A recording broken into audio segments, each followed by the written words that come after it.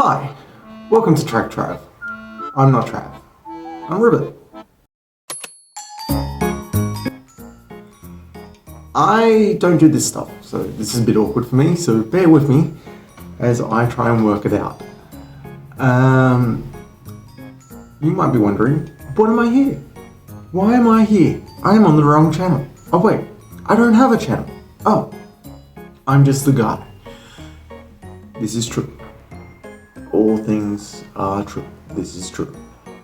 Anyway, enough fluffing about. I'm here to talk about my favourite characters in Star Trek. Bear in mind, I'm not a Star Trek expert. Is that a thing? I don't know. And I just kind of... This is all vibe, like this is just what I feel. I'm not going to be able to quote exactly why I feel this way, and you're just going to have to bear with it, because that's just what it is. So, who's my least favorite character is what I'm thinking we'll start with.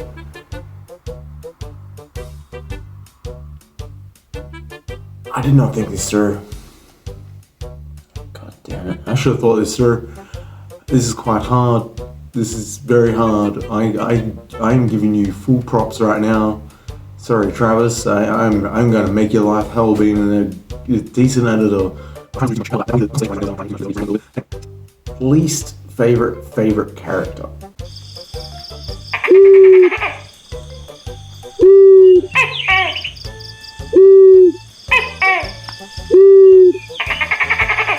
Unpopular opinion. Picard. He's just kind of boring. I have no idea what you're talking about. Like, I get it, he's the lead and he's pretty important, but that's not the reason why he should be my most favorite. But he's still up there, like, he's pretty cool. Like, he has some cool speeches and stuff, and people listen to him, and that's cool. Gee, you look good to me. H, you're so heavenly. You're the one I idolize. But that's kind of what it is. His character is very, I don't know, it's a bit awkward. Like, if you were to put it to today's day and age, like, it's a bit awkward. And maybe that's the reason why he's kind of hit the last one of that. But that's just what I feel. I think he has some really cool moments, like him coming out as a Borg.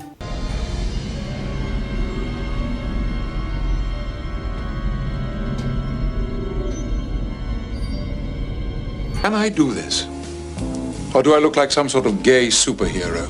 Oh my god. And then the entire arc of him fucking going through the PTSD of being a Borg. That's kind of cool. Yeah, he's still cool. Kind of like, but don't love Data. Like, I get it, but I don't know, like, I get it, he's a robot. I'm an android. I'm an android. I am an android, mistress. I am an android. I am an android. I am an android. I am an android. I am an android. I am an android. I am Data. An android. He's not meant to have all the feelings and that sort of shit, but kind of boring. Like, he doesn't really have a character. Like, at least in the first few seasons, there is no real character there. It's just, I'm a robot. Commander, what are you? An android. And that's it. And then, like, he gets through some weird shit, and then it's like, it's not until really at the end of TNG and then into the movies that he starts to have feelings and has, like, that development that he kind of probably should have had throughout, like, maybe the first 3 seasons of TNG. But hey, I'm not saying he doesn't have any development, I'm not saying that he's shit. I'm saying that he's just not my most favorite character. That doesn't make any sense, but that's what it is. That's what I'm doing. Moving on, I guess. Moving right along. Footloose and fancy free. Sorry, just skipping there for a second. That can be edited out. I don't care. Again, making Travis's life hell. Love it. Next character, it's probably Rocco. Now he's cool. He's pretty cool. Like he's super cool. Like the way he does his Rocco remover. But then for me to just learn that's because the actor had a bad back and he was only doing that because he had a bad back and he thought that it wouldn't hurt as much if he straddled things like a horse.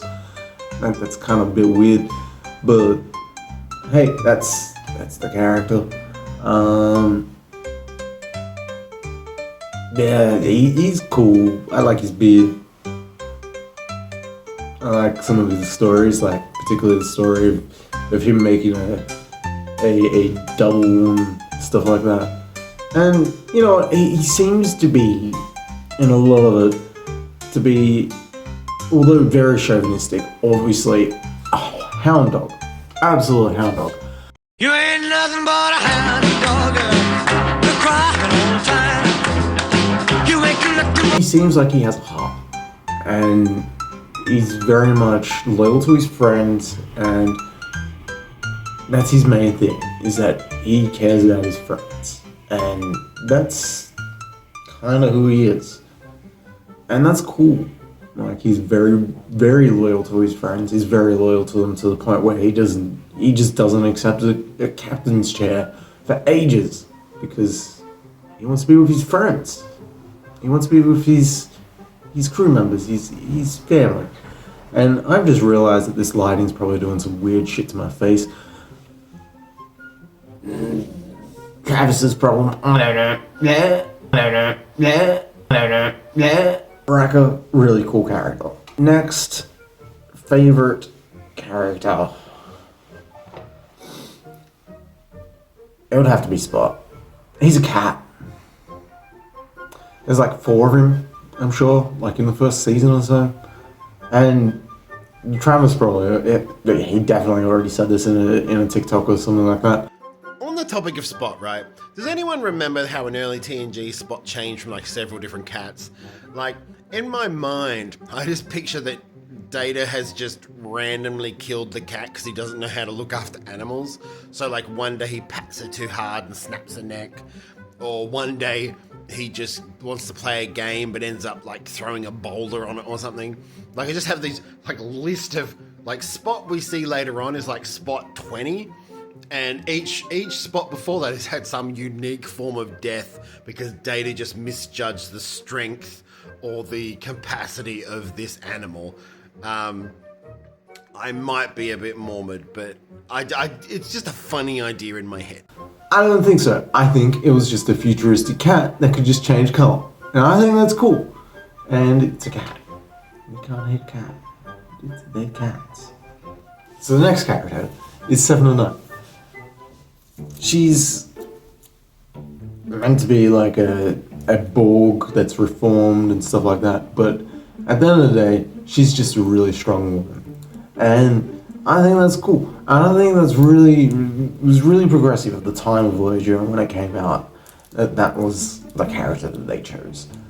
And the development from that character, like going into Picard and stuff, very cool. Very, very much a strong character. Very much. I'm a gay man. I like strong female characters. I can't help it. It's just kind of a thing. It's just a thing. You can't help it. I don't know why. I think she's brave. She's sexy and all this other stuff. And I don't mean sexy in like a sexual way. I just mean like sexy in like she uses confidence that like every gay man wishes that they had.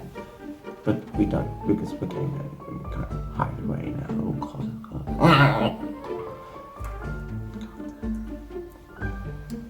This has been a mess. This is a mess. Next character should be Tom Paris. If you have watched any of our reviews, well, our Voyager reviews, then you know I am a Paris fanboy. I love him. I love his character. I even love the fact that he's like this weirdly obsessed with 20th century, they call 20th century fanboyness, but it's really just like 1940s and 50s sort of fanboyness, and like sci-fi weirdly. I think he's cool. I like his character. It's a cool character. Tom Paris is cool. Much cooler than that. His character arc is, particularly at the beginning of Voyager, is I want to redeem myself so badly, I need to prove myself constantly. And I can relate to that. That's a cool character. And like, his development's cool. And the actor, to be honest, pretty hot. Not gonna lie. I like his character, he's kinda hot. Complete chauvinist? Yes. It's kind of that sort of thing. There's always a chauvinist in every single Star Trek. You ever noticed that? Try to figure out the new ones, but can't. Geez, there has been a lot of Voyager lines in this. Maybe it's because we're doing a review series on that. You should check out our review series on that. This is a little plug for that. We are much more exciting when there's more than one person here. I'm pretty boring.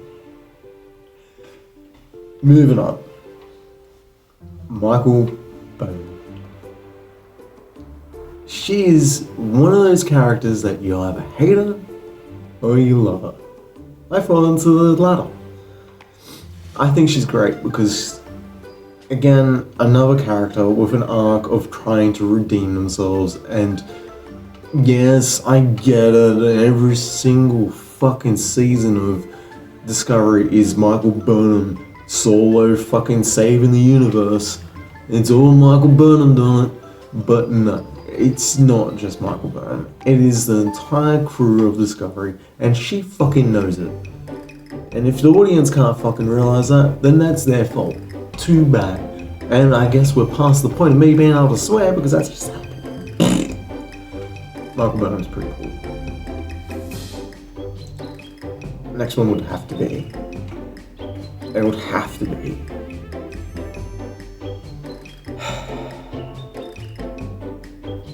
Quark. That greedy man. I don't hate him. I think he's great. I think he gets himself into stupid situations, and he's also a bit of a weasel, and I think that's really cool. And you know what? He's not my most favourite. There is still one more to go. And I know I haven't talked very much about Quark because Quark is sort of, he's Quark. I'm not going to say anymore. He's Quark. Hi Peaches, how you doing? So this is editing Trav. Now, there is a long pause here where he gets distracted by the cat. He has ADHD, and like, it's Saturday, I look like shit. Calm the fuck down. But yeah, he has ADHD, very distracted by the cat. I'm gonna speed this up and get to, it's not his final one either. It's, honestly, if you've made it this far, you are a hero.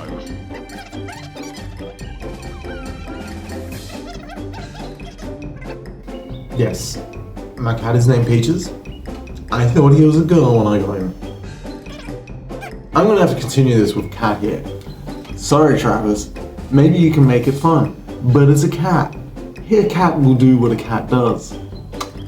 And this cat is full of joy and love.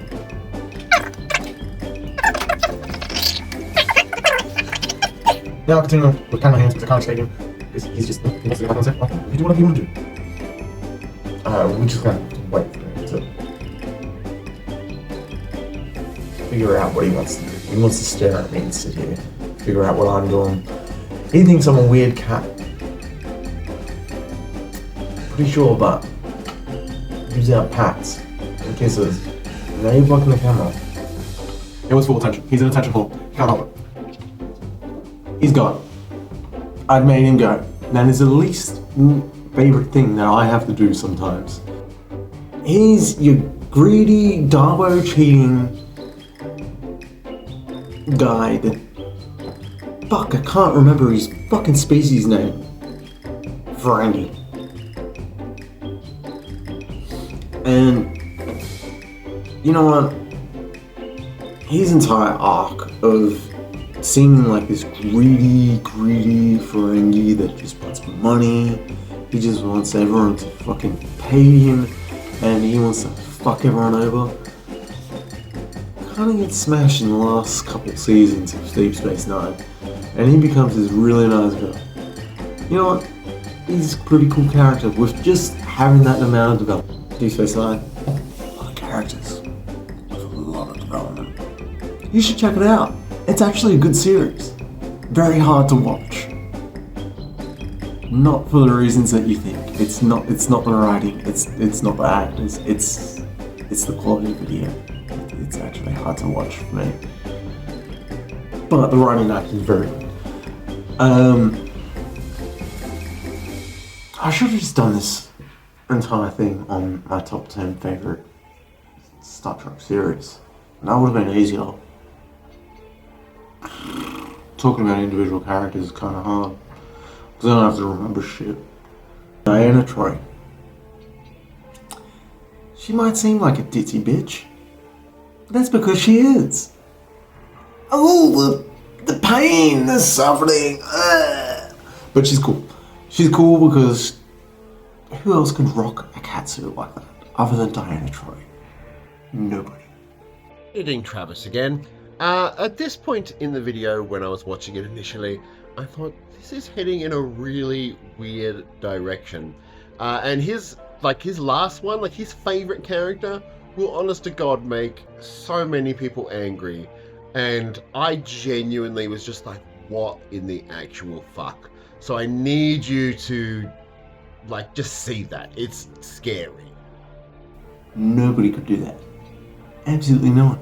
Diana Troy is just like the most Diana Troy person there is. And you know what? She's really cool.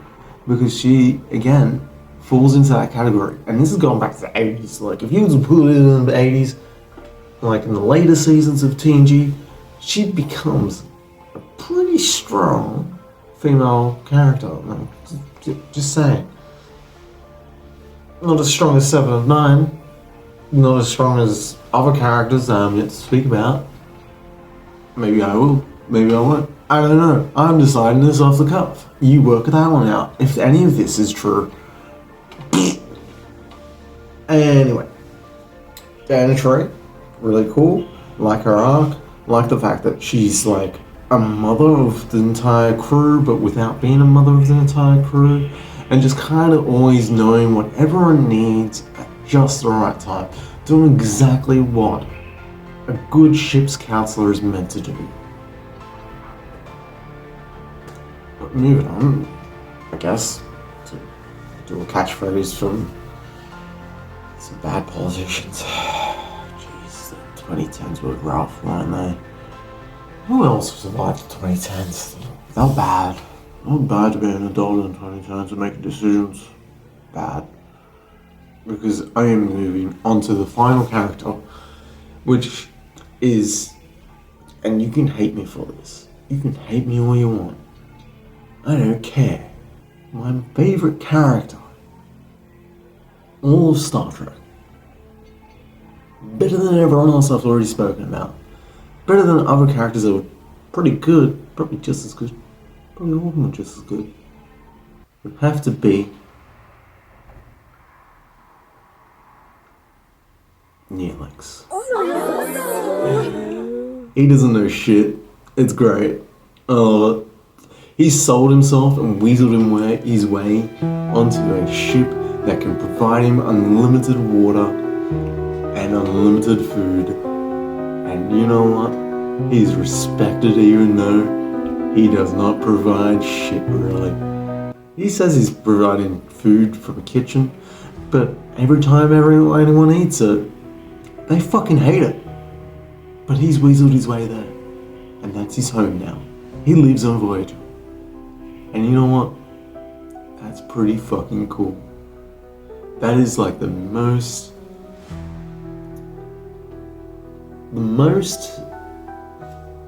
I don't know.